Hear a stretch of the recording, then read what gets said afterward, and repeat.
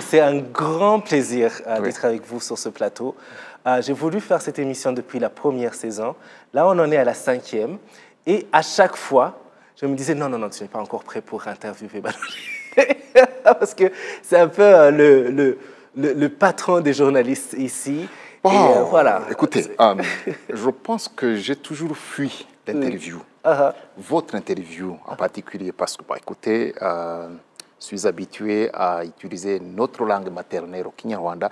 Alors, je me demandais si j'y arriverais, parce que ça fait longtemps que je ne parle pas cette langue de Molière. Mais puisque vous avez insisté, je suis là. Voilà, et c'est un très, très grand plaisir. D'habitude, nous sommes avec un public sur notre plateau de jeunes, oui. Et à chaque fois qu'on faisait des émissions avec des journalistes, d'ici ou d'ailleurs... Où sont justement partis ces jeunes? Ils nous suivent, hein, ils nous le font savoir sur les réseaux sociaux, mais malheureusement, à cause de la pandémie Covid-19, Corona, on ne l'aime pas celle-là, on ne peut plus vraiment le faire parce qu'il faut respecter la distanciation sociale et aussi... Vous regrettez d'avoir manqué ce public? Il vous était cher? Oui, très très cher, parce que c'est eux qui donnaient un peu je ne sais pas, ça me donnait l'envie de faire plus.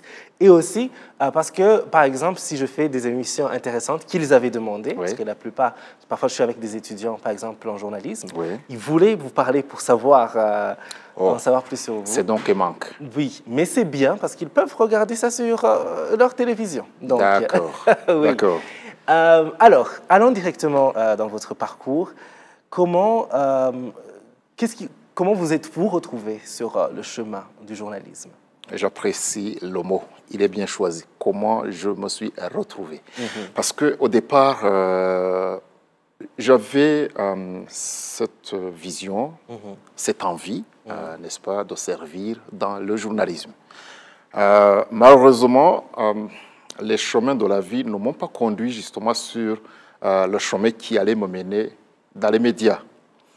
Quand je terminais l'école primaire, il y a longtemps, c'est à l'époque quand les chèvres parlaient encore, parce que je suis âgé, j'ai rempli ma fiche suiveuse, ma fiche signalétique, comme on les appelait à l'époque, pour m'orienter dans une section littéraire, parce qu'à cette époque-là, on nous avait dit que quand on veut devenir journaliste, il faut avoir fait les lettres.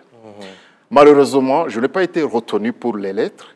J'ai été orienté dans la section pédagogique. Je suis enseignant de formation, journaliste par amour, mais aussi par formation, puisque quand je suis tombé dans le métier, je répondrai tout de suite à votre question, j'ai suivi plusieurs formations, j'ai étudié le journalisme, mais au départ, j'ai fait un examen écrit. C'était juste après le génocide perpétré contre les Tutsis au mois de novembre 1994. Ce qui était l'Office rwandais de l'information au Renfort a lancé un communiqué comme ça, appelant les gens à venir passer un examen. C'est comme ça que je suis venu avec passion, avec amour, pour pouvoir entrer désormais dans cette voie qui m'avait fui. J'ai passé l'examen, écrit, je l'ai réussi, ou selon ceux qui corrigeaient, ils ont vu que je réussissais à l'examen. Nous avons passé l'interview, j'ai été retenu et j'ai été admis. C'était le 5 janvier 1995. Il y a de cela 26 ans ou 25 ans. Waouh! Voilà. Je suis entré dans la boîte médiatique et je crois que c'était vraiment la réalisation d'une de mes rêves d'enfance. Voilà. C'est comme ça que je me suis retrouvé journaliste. Waouh! Et alors, 25 ans, qu'est-ce qui vous plaît dans ce métier, dans cette profession? Oh, écoutez, quand j'étais petit, ce qui me plaisait quand je suivais d'autres journalistes, que ce soit à la radio nationale du Rwanda, que ce soit chez nous, là où j'ai grandi, nous pouvions capter la radio du Burundi aussi. Ce qui me plaisait à cette époque, dans mon enfance, c'était d'entendre des journalistes, les entendre parler à la radio. Je me disais que si vraiment la vie m'offrait cette chance, je pensais que c'était un beau métier. Ça, j'admirais. Mais quand je me suis retrouvé justement dans le métier, ce qui m'a beaucoup plu, c'est vraiment de servir le public. Servir le public. Préparer une émission comme vous en préparez une, hebdomadairement ou une fois, aujourd'hui c'est au quotidien. Et quand vous vous retrouvez, par exemple, étant en circulant dans la rue ou étant à la maison, et que vous captez ce qu'on appelle le feedback, quand les gens disent « Ah, tiens, cette émission, nous l'aimons ». À travers ce commentaire, c'est encourageant. C'est vraiment encourageant. Il y en a qui le disent, puisque j'ai travaillé pendant un moment assez long dans la radio, les gens ne vous connaissent pas physiquement. Là, vous pouvez vraiment entendre des commentaires, des critiques, des gens qui ne vous connaissent que virtuellement, qui ne vous connaissent pas, des visous. Alors, c'est vraiment magnifique, c'est encourageant, mais aussi ça peut vous décourager quand ils disent qu'ils n'aiment pas votre voix, que vous êtes... Il y en a qui sont vraiment catégoriques, hein, qui vous disent, écoutez, cette émission, si on l'a donnée à quelqu'un d'autre, celui-là, il est moins intelligent, je suis en train de chercher le terme approprié, là, ça risque de vous décourager. Alors, comme vous êtes un communicateur public, il faut vous attendre à tout. Un public admiratif, mais aussi un public qui peut vous rejeter. Ça, il faut s'y attendre. Ça vient avec le métier, en fait. Ça vient avec le métier. Voilà. Ah, d'accord. Ouais. Est-ce que, le feedback peut vous encourager, en fait. Oui, oui. En parlant de ça, c'est juste une question qui me vient comme ça. Parce que 25 ans, c'est pas rien. Est-ce qu'à un moment, est-ce que parfois ça vous est arrivé de vous dire « Ah, j'aime bien ce métier, mais c'est trop, il faut que je trouve autre chose ». J'ai jamais pensé à quitter. J'ai aimé. Et je m'y suis mis de tout mon cœur, de toute ma force, de toute mon intelligence, parce que j'aimais. J'aimais. Ce qui m'a découragé un peu, c'est que dans ce métier, ironie du sort, on a la notoriété publique, et on n'a pas d'argent dans la poche. Des fois, on a des poches vides. On empoche des amis, mais on n'empoche pas de l'argent. Ça, c'est vrai. Et ça, c'est grave. Ça, c'est très grave. Ouais. C'est vrai. Ça peut, à un certain moment, vous faire penser à quitter, à aller chercher ailleurs. Mais je ne vous dirai pas ce qui m'a gardé dans le métier, malgré toutes les difficultés qu'il y a.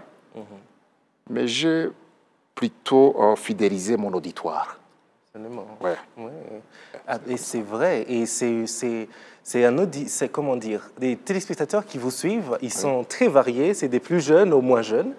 Et en parlant justement de ça, récemment, il y a juste quelques jours, vous avez fait une interview très suivie comme d'habitude, comme à chaque fois avec le président du Rwanda, Paul Kagame. Et sur Twitter, il y a eu des commentaires qui disaient, celui-là, en parlant de vous, donc, Barore, il ne rate jamais son coup, ses interviews sont toujours bien faites et tout ça. Et je rejoins cette idée.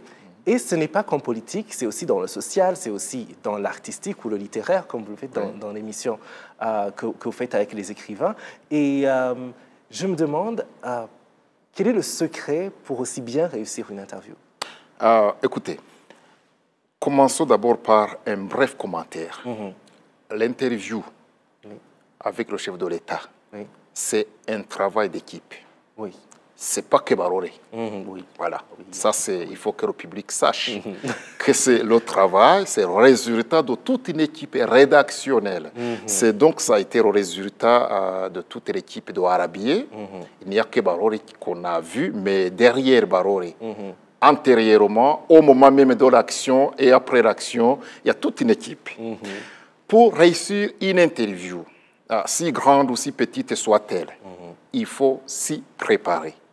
Mentalement, intellectuellement, psychologiquement, on y va avec toute une préparation.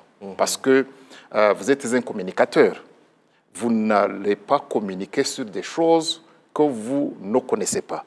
Bien sûr, vous allez faire accoucher les idées, vous allez faire accoucher les réponses de l'interviewé, mais il faut quand même que vous vous y prépariez. Vous préparez vos questions, mais aussi vous vous préparez par rapport à la personne qui fera, que vous allez interviewer. Oui. C'est qui?